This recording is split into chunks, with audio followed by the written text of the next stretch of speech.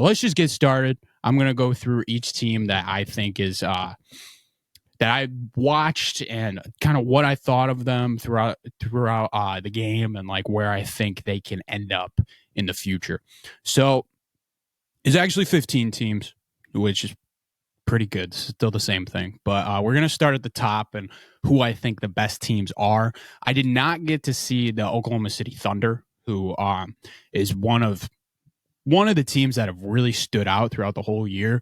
When we talked to Matt Griffin and AJ Masucci about who is the surprising teams, who are the most interesting teams, one of those teams that stood out that was up there in the standings was the Oklahoma City Thunder. So I'm looking forward to watching them. From what I've seen, on occasion, it was just Shai Gilgeous-Alexander has been unbelievable. He is an MVP candidate, and he is sensational throughout the whole year.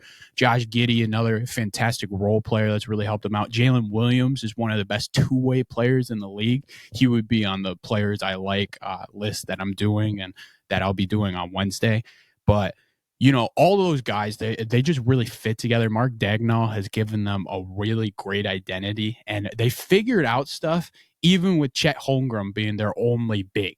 And Chet's a rookie. A lot of people didn't expect too much from him, but he's just been sensational. He's just an unbelievable rim protector, can really create space for anybody. And he's just been sensational for them, really helping them out. That Thunder team is just really interesting. They're very young. So it's definitely going to be interesting to see where they end up, because a lot of those young teams, they're not able to get over the hump in the playoffs. So this Western Conference is just flat out stacked. So I'm really excited to see, like, if they end up as a 2 seed, what if they're playing like the Lakers in the first round? That would be a sensational series because you got experience versus a really talented young team that's so tough and physical. Like, Shai is just unbelievable. Some of the moves Shai can put on it's a coach's dream. It really is, because he plays off 2 feet. He's sensational with pass fakes. He's sensational with shot fakes. He gets to the line at will. Shai's unbelievable. He is a legit MVP candidate, averaging 30 points a game. Really unbelievable. And then the rest of the guys, like, they just fit together so well.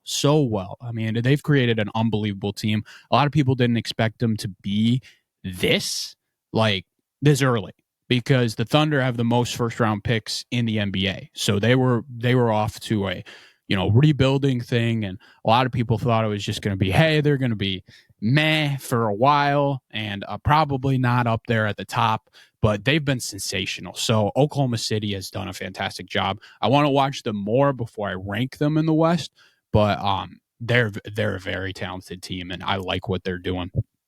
All right, so sticking in the West, the Nuggets to me are the best team in the West, and I got to watch their game yesterday. They played the Golden State Warriors, and they just look so good.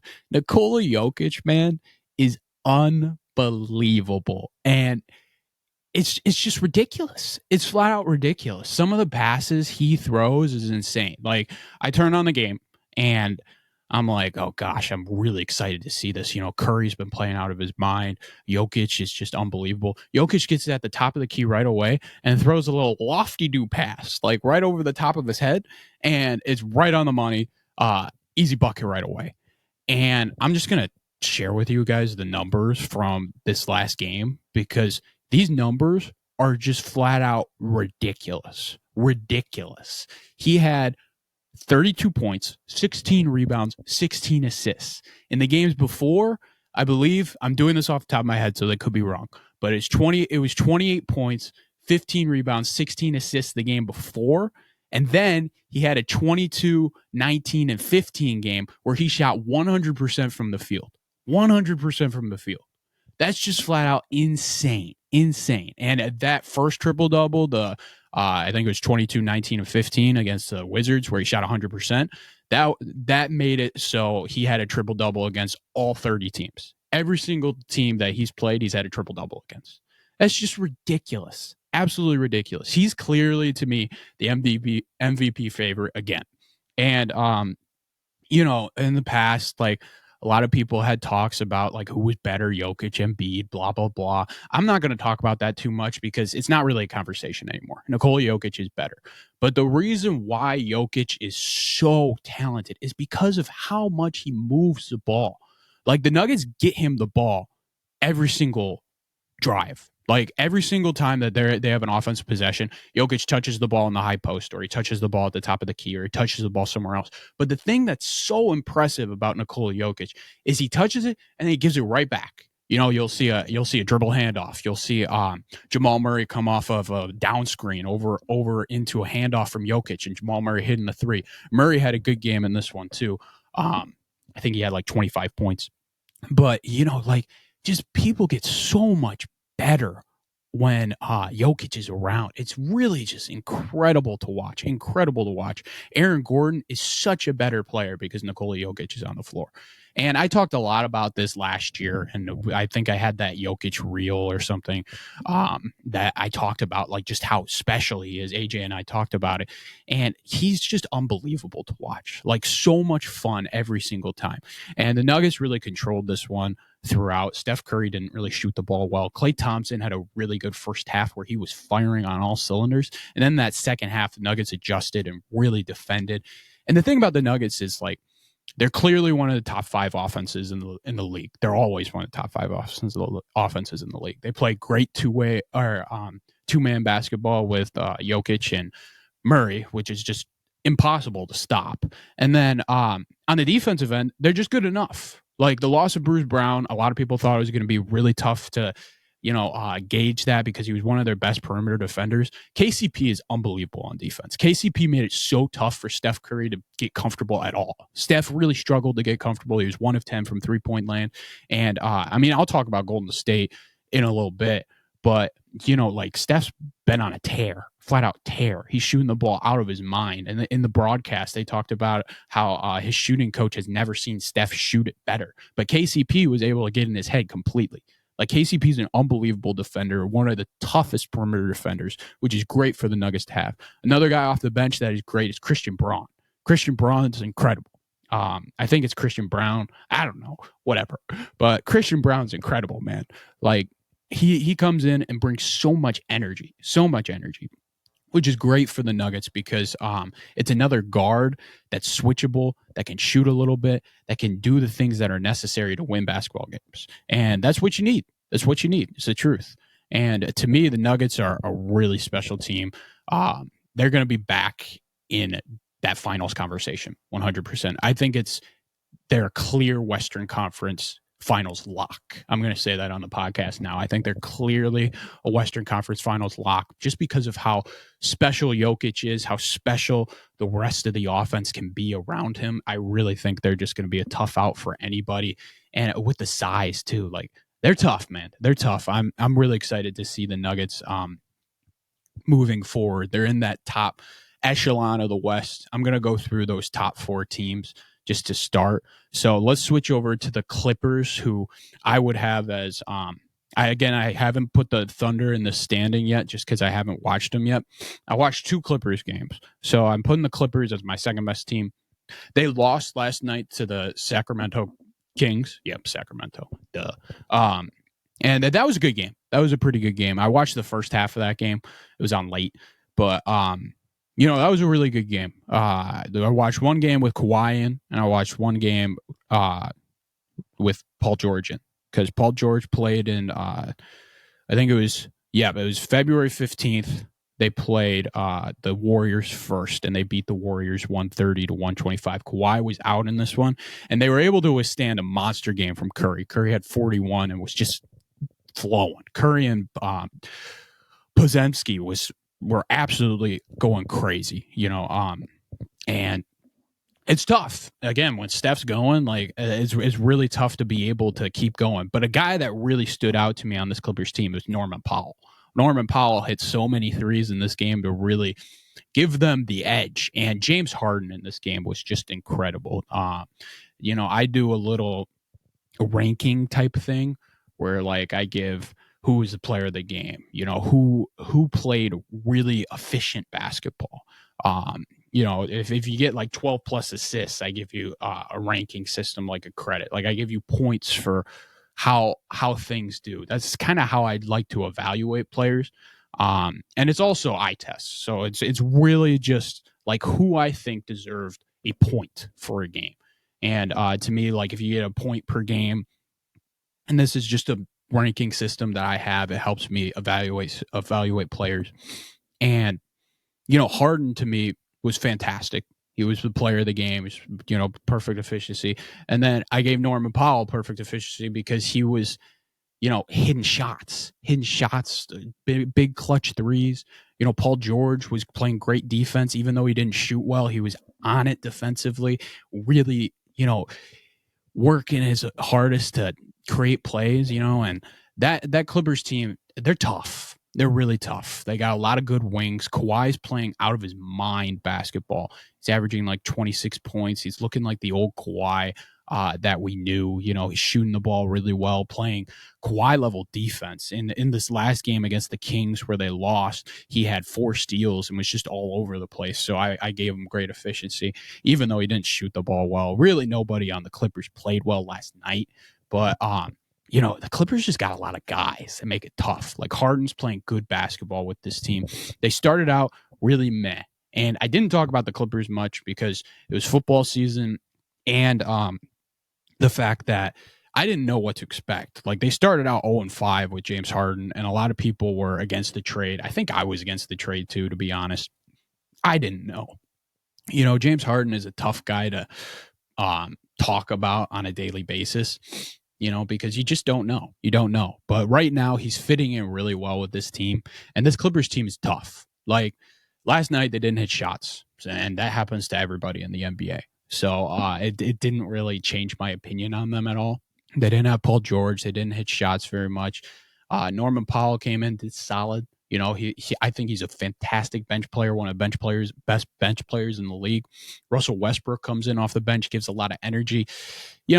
I don't love his game. I really don't because, he can't shoot. He really works hard on the defensive end now, which is awesome, flat out awesome. He was great in that playoffs last year, which we talked about.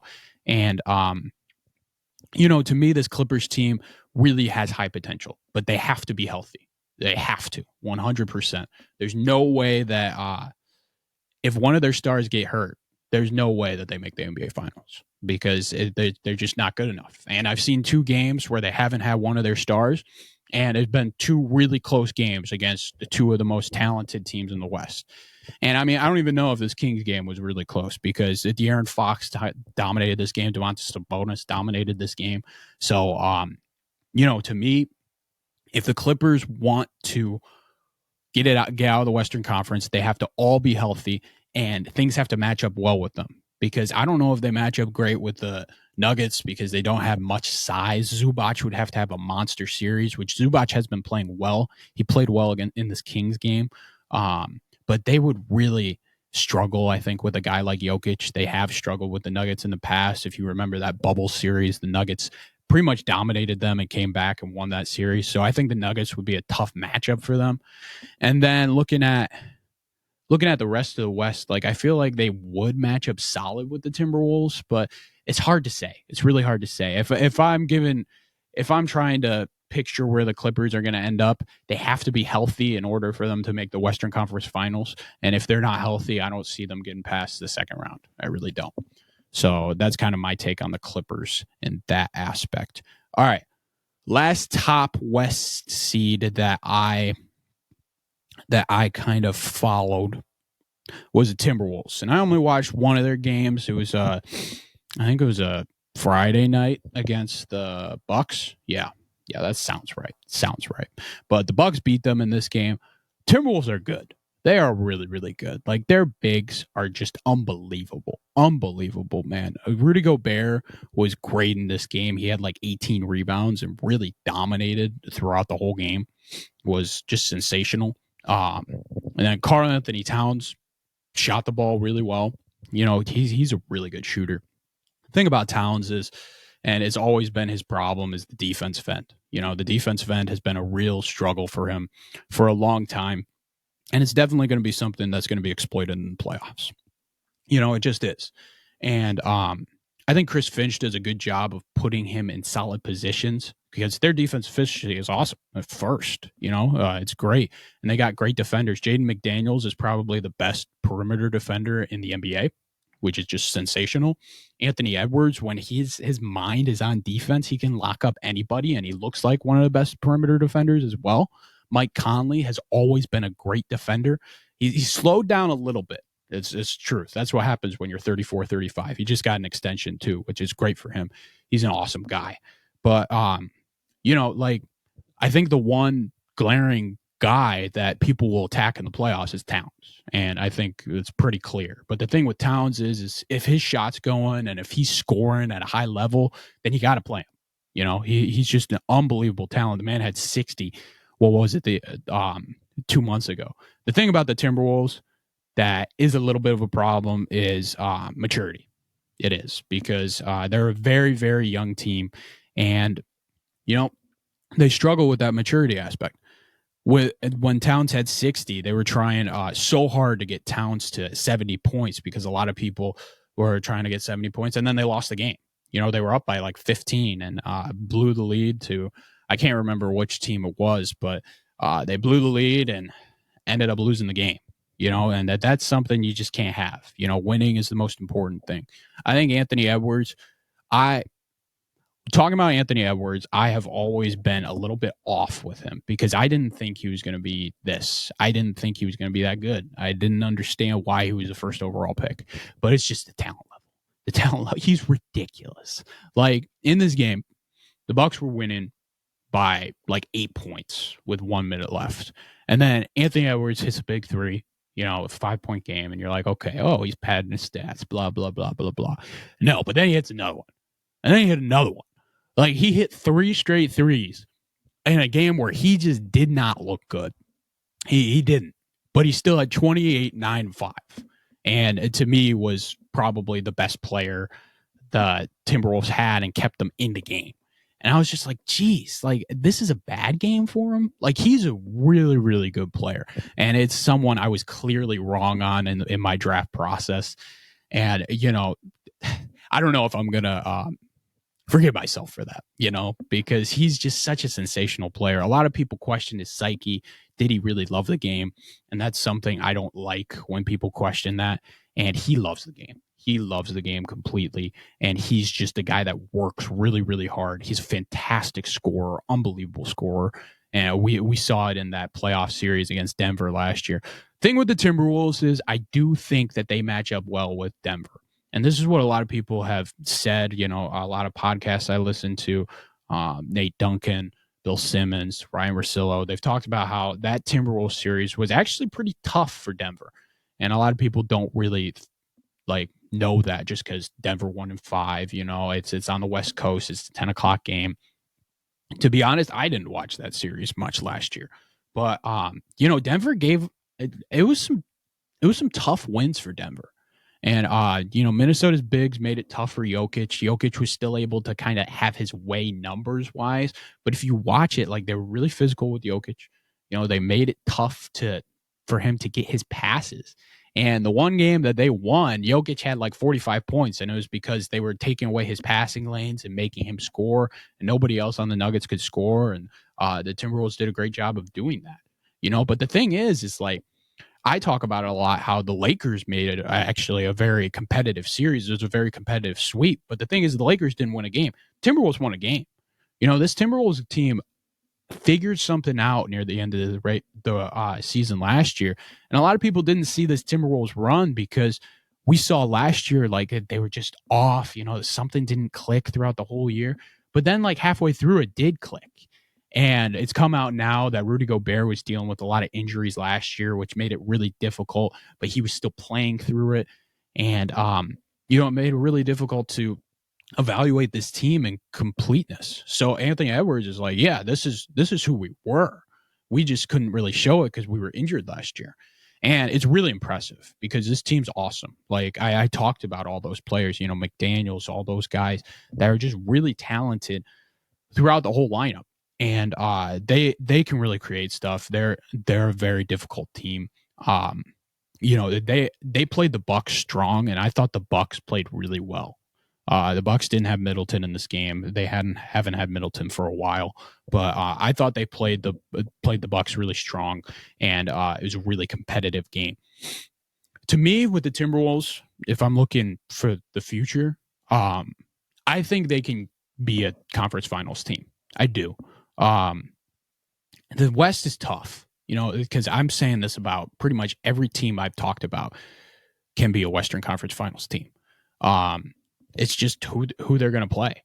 There's that second tier of teams that I think I'm actually going to skip because I've talked about these teams a long time. I've talked about these top teams a long time, but there's that second tier of teams that, depending on matchups, like you could play the Suns, you could play the Mavs. Like these are all really, really talented teams. So I think this team is talented enough to even make the NBA Finals. I really do, but they're young, and the maturity is something I really question. And I don't think maturity comes until you lose a playoff series. I really don't. So I think this team will be a second round exit. I do. I think they're going to be very tough for anyone they play. But if they see someone like the Nuggets, I just don't see them getting out of this game. All right, we are going to take a little break because I talked about only 4 teams, and that's absolutely crazy. So what I'm going to try to do is on the next one, we'll go through the West teams very, very briefly, the rest of the West teams, and then I'll talk about the East more in depth like I did with the West. Hello, hello. This is Giovanni Mosheri. You may have heard me a couple times on Jake's Takes. I am the sports media director of Oakland University's campus radio station, WXOU, and I've been the host for about 2 years of a weekly sports show called The Jomo Show, where we cover all of Oakland University athletics, including a weekly update on scores and highlights, as well as interviews with athletes or those otherwise involved in athletics. You can listen to The Jomo Show live on WXOU Thursdays at 6, or you can tune in to me afterwards on Spotify. It's The Jomo Show. All right. Let's get back going. So I'm going to talk about the rest of the West. Just try to make it a little quicker so then we can get to some Eastern Conference. And we'll call it a day after that. But so Western Conference, Mavs are probably my next team. And I watched one of the Mavs games. They beat, off the top of my head, they beat the Suns. And this was a really good game. Luka and Kyrie are playing out of their mind together. And, it's something we talked about last year when they got Kyrie. A lot of people thought Kyrie would be the problem, blah, blah, blah, blah. And Brendan and I talked about how Luka was actually the problem and the fact that he wasn't playing defense. He wasn't buying into that team. The Mavs have done a fantastic job at putting pieces around them that work. And that's height, that's length. And it's really impressive. And the guys that they've put around him, Derek Lively from Duke, who's been sensational. He's just such a good rim threat, a lob attacker and things of that. In the trade deadline, they got Daniel Gafford from Washington, who's another guy that's just a big. He's like a 7-footer, 260, just a monster inside, and he's just another rim threat. For Luka. Luka's the best lob passer in the NBA. So getting those guys are just flat out huge. And then you got wings like Derek Jones Jr. You got talent like Tim Hardaway Jr. off the bench. It's just guys that fit together. And I think this is clearly the best Mavs team we've seen put together for Luka and Kyrie. And Kyrie's bought in throughout this whole year. You've heard nothing. You've not a peep from Kyrie. So to me, it's just sensational how much buy-in there is with this Mavs team. And the thing is you haven't really seen it in the standings. They're sitting like 5 or 6, and that's because of the fact that they've just not played together very much. In the game I got to watch against the Suns, like they played together and just looked out of their mind. It was awesome. Luka is playing at a ridiculous level, absolutely ridiculous level. You saw him drop 73 a month back, and he's just sensational with the ball. He can pass the ball, he did off the screen and roll. He's just an unbelievable passer. His step back 3 is just insane, and the scoring is unbelievable. He's averaging 34 points a game. It's just insane to me. Absolutely insane. And I want to talk about one thing that I haven't talked about yet. And that's the fact that everybody's like, "Oh, the defense of the NBA is just completely gone." You're right. It is. But the reason is that these players are so good. That's the reason. It's just the truth. Because these players just have so much talent and they're creating these shots. It's not like the defense has gotten any worse because it really hasn't. The rules haven't changed. I mean, the one rule that's changed is the 3-point shot. So, like, you can't land on the feet in their landing zone, which fine, whatever. But the thing is, it's like the defense hasn't really changed that much. It's just the fact that these guys are so good and they're making such tough shots that's why the scoring's up and the pace is a little faster and those things like that. But that's the reason. It's not that these players are any worse. And Luka Doncic is just pretty much the story. Like he talked about it on JJ Redick's podcast. He was like, yeah, that 70 points, it may have looked easy, but it was so hard. Like they were playing such good defense. They were all over me. And the thing about Luka, too, that I love is he always makes the right play. Like he wasn't trying to score 70 in that game. He was still passing. He was making plays, trying to get his team to win because it was a close game. And that's the thing about these NBA guys. And this is why I don't think I'll ever stop watching NBA basketball is the fact that, they're so good. So good. They're so tall. They're so talented. And it's so much fun to watch to me, just as a basketball super fan. So that's my take on the NBA stuff and all that jazz. So Mavs, let me talk about their future, where I think they'll be. I think they could definitely be the sleeper team in the West.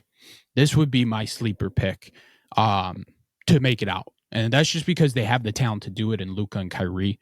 Do I think they'll do it? I don't know, to be honest with you. But I think they're definitely talented enough. And I think if I had to predict, I feel like they could be that Western Conference Finals team that sneaks up on everybody. I think they could be a team like that could beat an inexperienced Timberwolves team or a team that could beat an experienced Thunder team. Two teams that we talked about earlier. So yeah, that's my take there. Okay. Let's go Suns. Okay. So Phoenix Suns, I watched a lot of their games. I watched 3 of their games. They were 2-1 in these games. And the first game I watched, they played the Pistons. It was so tough. That was the game Isaiah Stewart punched Drew Eubanks before the game and got an assault charge. So that was tough. That was really, really tough. Yeah, but the Suns have been awesome this year. Flat out awesome. Kevin Durant, I feel like I expected him to be playing a little bit better. I think his scoring is just diminished a little bit. He's still awesome. He's still flat out awesome. Still one of the most talented scorers. But I feel like I just expected him to be a little better. But to me, Devin Booker's the best player on the floor. He's just a sensational scorer, really good defender, and he creates things that are just awesome. The Suns games I've watched, I haven't seen Beal. And the problem to me with Phoenix is they just feel small. And, that's really why the Mavs were able to beat them, in my opinion, because the Mavs were just so tall and they were grabbing every single rebound. The Suns have struggled to find a big that's worked. And the one little renaissance that they found, at least in the last game against the Lakers, was Bol Bol. Bol Bol came in, played really well for them, and starting to become a really solid sixth man. That would really help them. Really, really help them. And, with the Suns, like, I really feel like they got guys that can really score the ball. Grayson Allen's played great for them. He's a guy. He's a 2 that's just awesome. I really like his game. You got Devin Booker, who's just sensational. You got Kevin Durant, another sensational guy. The thing that's gonna deter them is the height factor, and it's definitely something that could be interesting. Throughout the season with Phoenix, a lot of people have them as their sleepers. They really think they can make a run and be that that team that's scary. And I was all in on that last year. I don't know if I'm all in on that this year. I just don't like the fact that they don't have much height. Nurkic is awesome. Okay. Nurkic has played really, really well this year. In those 3 games, the last game, he just looked sensational against the Lakers. He had 18, 22, and 7. He can have those unbelievable games. But the thing is I really think defensively, he would struggle against a guy like Jokic. He would struggle against these really, really talented guys. He played great against Anthony Davis, which is a huge, thing to do. But I'm just a little worried about how the Suns are going to look in a playoff format. I like Royce O'Neal. Royce O'Neal's been great for them. Another solid defensive wing. He's more of an offensive guy. A lot of people don't really like his defense. I don't know. Royce O'Neal's a little confusing to me. He just had a great game against the Lakers, though. But the Suns definitely an interesting team to look at because they have a lot of the weapons, and like if Beal's healthy, they could be different and they could be a little more scary. But I would trust a Dallas team more than them. I would trust those top 4 more than them to me. I just think there's a lot of stuff that you can't really trust, because I don't know if Vogel's a great coach. I don't know if Kevin Durant's the same player. And we don't know about Beal's health. It's just the truth. So there's a lot of questions to me there. So I don't know if I would trust them. I was a little higher when they made all their moves on them in the offseason. And now I'm unsure. I'm really unsure. And I watched a lot of them. So unsure about the Suns at this moment. Okay. Let's go with the Kings. Okay. We talked about it a little bit. Kings, Clippers. The guys that stood out to me, De'Aaron Fox, Domantas Sabonis, they're great. De'Aaron Fox is just such an athlete. He's scoring at a ridiculous pace. He's a fantastic point guard. Fantastic. He's clearly a top 10 point guard, 100%. And then you got guys like Keegan Murray, who's just a sensational shooter. He's one of the guys I really, really like. He's awesome. Davion Mitchell off the bench, just a fantastic defender. I love Chris Duarte off the bench. He's great. And Sabonis played great in this last game. He didn't shoot the ball well, but a great triple-double there. He's leading the league in triple-doubles. He's creating offense for them. They're using him very well. The thing about Sabonis I'm worried about is defense, always. And this Kings team, the thing that I'm worried about is defense. Mike Brown gets them to defend at a good level, but I don't think he gets them to defend at a good enough level because they don't have enough defenders to do it. Harrison Barnes is solid 3-and-D guy. He's not really the best defender in the world. I just saw a really good game from him last night, so that's why I was talking about him higher. They just, to me, just don't have enough defensively to be warranted like a big-time contender. So I'm a little lower on the Kings. I have them 6 right now in my West standings. And again, this is just teams I've watched. I only have ranked 9 West teams. So, I put them at 6 after all of the other 5 teams I talked about. And I can't believe I'm 30 minutes in and I've talked about 6 teams. That's kind of crazy. But that's kind of my take on the Kings. So I'll just move on. Let's go Warriors. So Warriors in that 7. And just to keep it brief, because I know a lot of people like these 40-minute podcasts instead of, a long hour podcast. So I'm just going to do the Western Conference because I did not think I would, take this long talking about each Western, each team. So, this NBA catch-up is just going to be Western Conference. I'll get to the East. I've only watched 6 East teams. So once I hit the 9 mark, I'll talk about the East like I did the West this way. So 7, the Warriors. The Warriors are my 7. And I watched a lot of the Warriors. 3 games of the Warriors. They were 1-2 in these games. They've been without Chris Paul this whole time. And Chris Paul, I think, really gives them a good identity off the bench. Helps them there. They benched Klay Thompson this time. So the first game I watched against Clippers, he started, and then they moved him over to the bench to start Kuminga. So their starting lineup consists of Steph at the 1, Porzingis at the 2, I'm never going to say his name right. A lot of people call him Pods, so I'm going to call him Pods. But if you guys don't remember, Pods is the guy that he was one of the sleepers that Matt Griffin talked about on our podcast. He was very high on Pods, and he's been sensational, like unbelievable hustle guy for them. He's a great player for them. The threes, Andrew Wiggins. The four is Jonathan Kuminga, and the five is Draymond Green. So that's the lineup the Warriors have been running. And to be honest with you, like for the past few games, it's been great. Like if you look at it in 10-game sample, it's been great.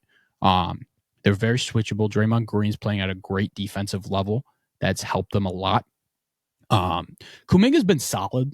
I've always been a Kuminga guy. I was high on him in the draft, and I loved the fit of him getting drafted by the Warriors. To me, he could be better. Like he's still figuring stuff out. He's still very young, and it's going to take some time for him. But I like what I've seen from him so far. Some other guys with the Warriors, Steph. He's just sensational. I mean, he had that 40 piece against the Clippers. That was awesome. And then his game against the Lakers, he was sensational. 32 points, and started out the game just on fire. It was awesome. It was crazy to watch. And like Steph's just ridiculous. And then talking about Clay a little bit, Clay's been on and off. You saw that great first half from Thompson in the game yesterday against the who they played, the Nuggets. And that was kind of the first time you've really seen him dominate that way. He had that 35-point game in his first game off the bench.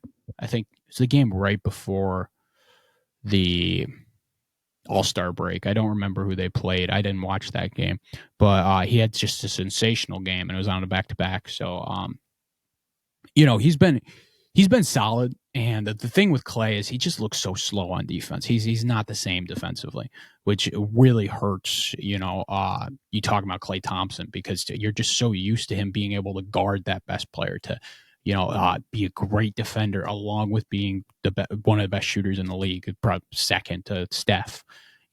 So that just makes it tough. It makes it tough because it's not the same Klay Thompson that you're used to. And with the Warriors, like Wiggins hasn't been Wiggins. He hasn't been great, and that's part of the reason why they're sitting where they are. It's a lot of guys that should be doing better but aren't.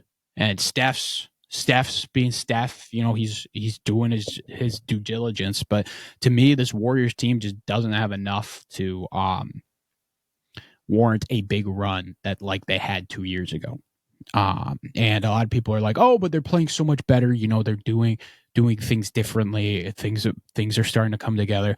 You see it in these games. You see it in these games where they're playing the top tier talent in the Western Conference, where it's like, oh, they don't have enough. Like the Nuggets just looked like the clear better team because KCP got in Steph's head. He was all over him. And then in the Clippers game, like the Clippers don't have Kawhi Leonard, and they're still able to make a big comeback and, silence the crowd, do all they got to do. Like I watched these 3 games and they're all Warriors home games. And the only team they looked better than was the Lakers without LeBron James, where they just flat out dominated.